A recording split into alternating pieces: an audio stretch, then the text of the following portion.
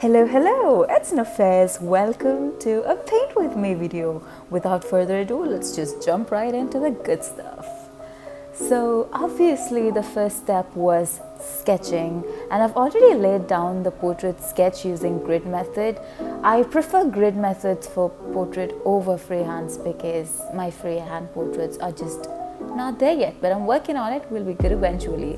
But when I was done with the foreground elements, I moved on to the background, which took me forever to figure out. I tried layouts after layouts to find something that actually felt right, something that communicated to me. And when I found that one, in this little layout, I masked out those lines to keep in clean white when I was done with the painting. Moving on to the next step, it was mixing those skin tones. I do not like this word because it's really hard for me to find those right skin tones.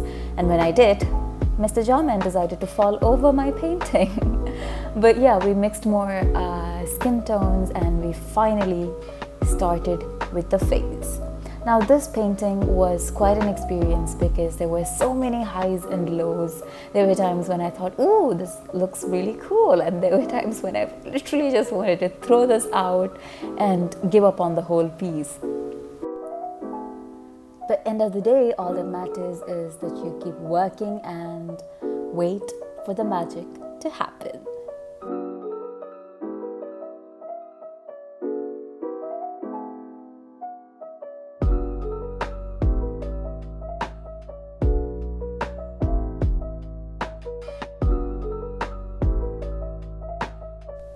One thing I do when I feel like I'm not getting the colors right, the shadows right, or the highlights right, when I'm working with watercolors is introduce color pencils into the mix. And usually it kind of works for me, but for this piece, since everything had to go wrong with this painting, it was such a downfall.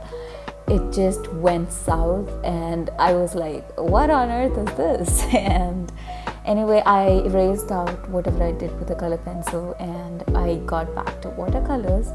I tried to introduce more contrast into the mixture, hoping that it would bring out the painting more, bring out the face more. And I kept working at it. So as we're trying to make this piece work, let's talk about the concept and the idea of the painting a little bit. So the idea of this painting struck me while I was having a conversation with a friend about individuality. It was just funny little weird questions that just popped up in our heads about what really is individuality? What is this personality of ours that we're so proud of? Because after all, everything and everybody around me has influenced me, sculpting me into the person I am today.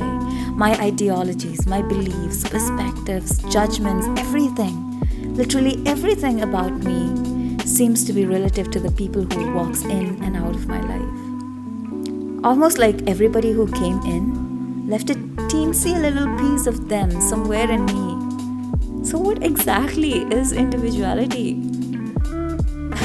My funny old brain says that it's nothing but a unique mixture of tiny little pieces of people that you've met over the years, molded into one.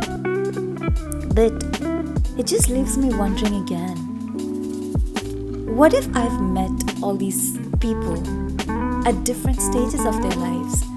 Like, what if I met the same people but at different stages, like, just jumble them up and meet them at different points of my life? Would I be a completely different person?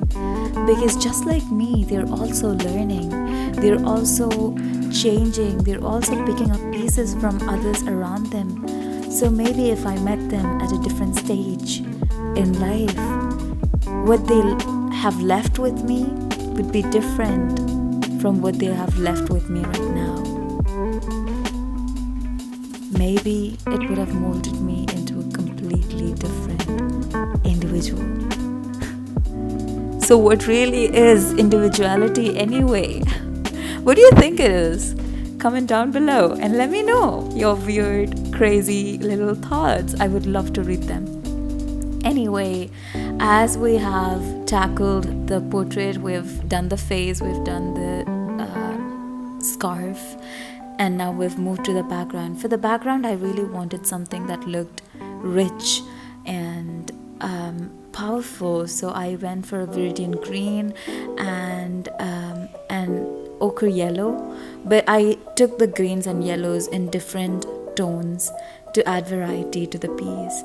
And those lines that I've drawn in between, those were to symbolize the thread, for the, the same cliche where people say all the people in your life are tied together with invisible strings. So yeah, those are those invisible strings being visible. So as soon as I had this conversation, I think months ago, probably like 5 months ago, the first thing that I did was make tiny little concept sketches, because I had so many ideas rushing into my head at that point of time. So the first thing I did was make concept sketches. So if you are somebody who doesn't do this, please start doing it, because your ideas will just leave your brain just like that and we don't need that.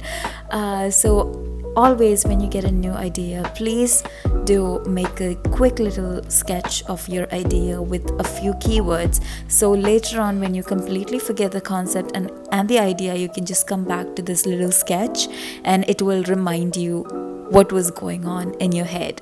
So this is what my concept sketch looked like. I know it looks completely different, but then concept sketches are not your route map. It's just a point where you start from.